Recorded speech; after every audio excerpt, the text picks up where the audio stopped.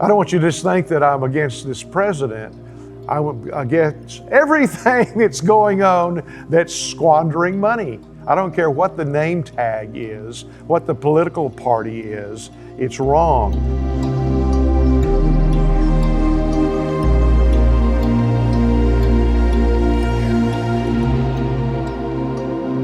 Well, hello there. Welcome to Let's Talk About It Tomorrow. I'm Pastor Dan Boone, and I'm glad that you're listening to us, watching us, however you get this podcast.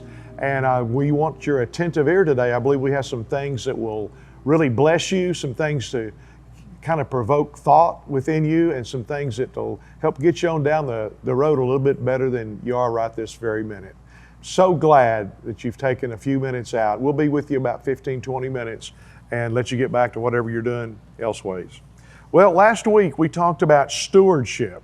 We talked about the fact that to be a good steward, you will be faithful. You need to be consistent in the little things, and about how there's a blessing upon the things that we do, the things that if it's a financial blessing that we give somebody else, if it's something we say to somebody, if it's just helping ourselves read the Bible or read a good book, or maybe help somebody in time of need, whatever it is, it doesn't make any difference. If we use our talents and our abilities and our finances, those will be blessed.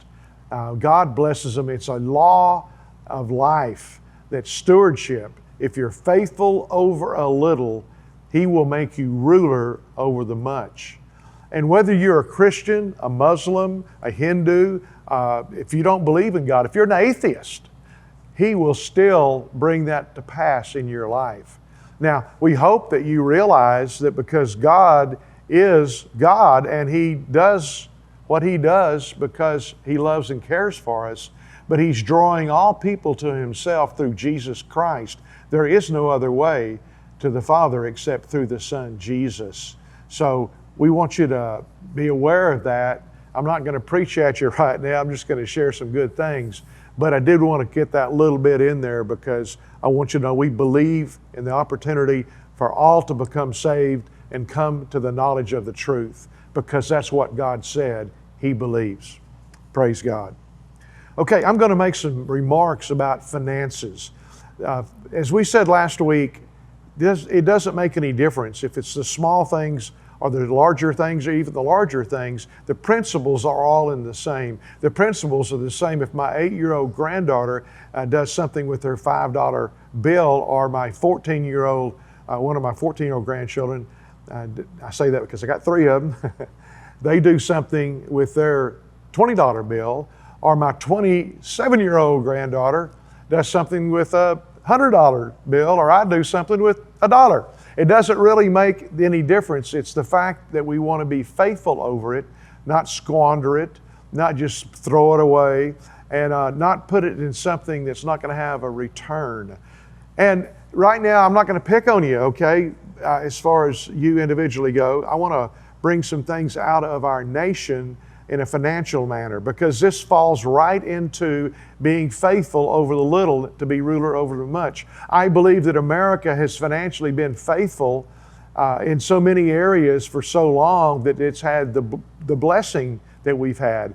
America was not founded upon people looking for gold. It was founded upon looking for freedom of religion, and in the North America segment. South America was founded for people looking for gold.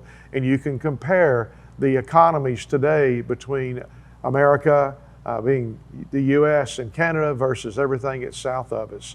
So what we want to be able to do is to realize this works. And if we get away from it, the law no longer works. In fact, most laws of life actually work negatively to you when you work them negatively. As you sow, that shall you also reap. I don't want you to just think that I'm against this president. I'm against everything that's going on that's squandering money. I don't care what the name tag is, what the political party is, it's wrong. And we're going to talk about a few things specifically. Under this present administration, we are currently on track to increase our federal debt by over 50% in the 4-year administration that is in the White House right now. 50% from 20 approximately to approximately 30 trillion plus. In fact, if we keep going, it's going to be over 30 trillion. Not a problem there. And the Democrats are guilty. The Republicans are guilty. The president is guilty, some more than others, and some individuals more than others. But as a package, we're getting the, I can't say that on podcast. Okay, we're just getting the short end of it. How's that? Okay. Now, I start off with either last week or the week before, it's actually the week before, our press secretary said a very big lie. She said it at a news conference. A question was asked. She took it a little bit, giving an answer that was a lie and not answer the question directly. And I want to point that out because I think that our people in Washington, D.C. or Oklahoma City or wherever your Capitol buildings are, those places, I think they ought to be honest with us, especially when you come down and start quoting numbers. Numbers don't lie. People lie. And when she said that 3 times in the same meeting, on the same question, that this administration has paid down the national debt by $1.7 trillion, then she was using that as a scapegoat for some other things that they're doing. Well, that's not true. The federal deficit has not been paid down $1.7 trillion in this last fiscal year. In this last fiscal year, which at that time encompassed 10 months, had 2 months more to go because it ends at the end of September, not at the end of December, like your personal ones probably does. It's preposterous. If you take the numbers that they gave and you look at what they really were, what she should have said was, our deficit thus far in this fiscal year is $1.7 trillion less in the red than it was last year totally. That would have been a correct statement because, number one, the fiscal year is not over yet. Still 2 months to go, and in all probability, those will be in the red, negative months. And the year is in the red, approximately 1 trillion when she said that. Last year, the government ran 2.7 trillion in the red. So, my gosh, let's look at it realistically. Now, when I say that the federal deficit is going to be over 30 trillion, I'm including the current debt and I'm including the obligations on other things that they've already obliged us to for years and years and years to come, okay? And that's what you owe if you were doing a balance sheet. You owned a business doing a balance sheet to the bank, and these things called accounts payable or long-term payables, you would have to put those numbers in there. So that all counts towards what we owe as a country. Yes. Okay, number 2, all the bailouts. You see, the bailouts, and I understand there have been big needs, and I understand some of those, I don't have a problem with some of them, but I have a problem with making it a lifestyle. I have a problem with, okay, let's bail these people out, or bail this situation out, or bail that out, or this out. Then you start playing politics with who you're going to bail out and who you're not going to bail out and who never will get bailed out. And it runs into, favoritism and looking at a political thing rather than a realistic, fair, honest, just system. And I want to say some more things about that, but it's important that we realize that the government, if you go buy a house or a car or clothes or whatever you buy and you can't make the bills, you think the government's just going to bail you out? Well, that's what we're teaching people. Just don't worry about it. They'll bail us out. Don't worry about that student loan because they're going to go ahead and pay for it anyway. I'm going to college and rack that bill up like a lot of people do and borrow money and get me a new car, take me a vacation, have a nice apartment, and go to college and see if it works for me. And so many people don't make it through the first year in college. And they have these debts that they now are looking forward to paying over the years. And now we said, we're going to take care of 10,000 of that for you. In fact, if you've been getting a Pell Grant, we're going to take care of 20,000 of it for you. And some people have worked their Oh, I can't say that either, can. They work their tails off to be able to bring forth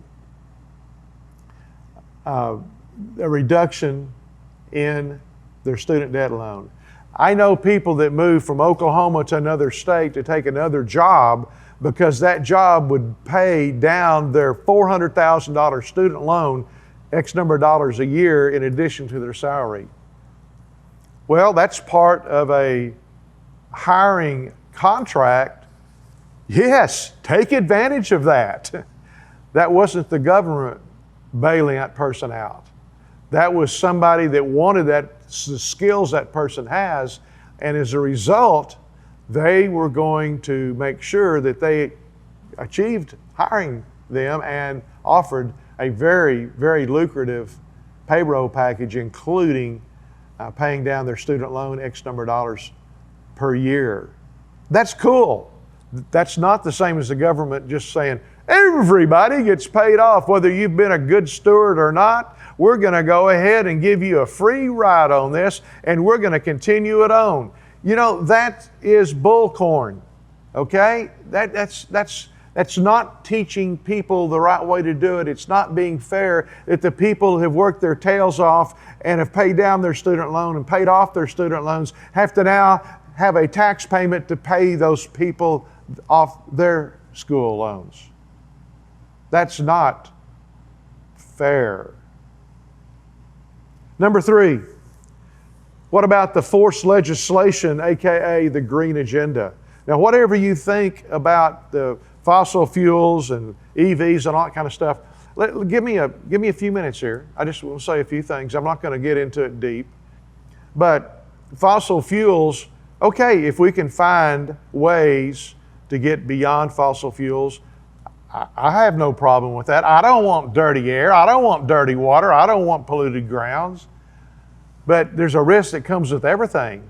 And we have a lot of risks that we're taking with the wind turbines and with solar panels and with other things. The batteries are horrible, the liabilities that we're gathering. The other day, I don't even want to get into it, it's so pathetic. We have so much waste for making batteries. Now there's some new things coming up, and that's great.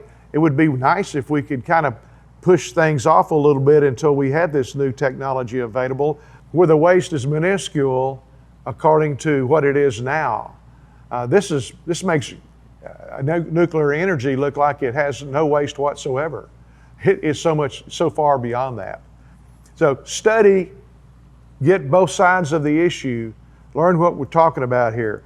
Fossil fuels can be done cleanly. In fact, if all of the energy produced in America is sustainable and Europe, we still will not have that much of an effect. The ecological impact across the world.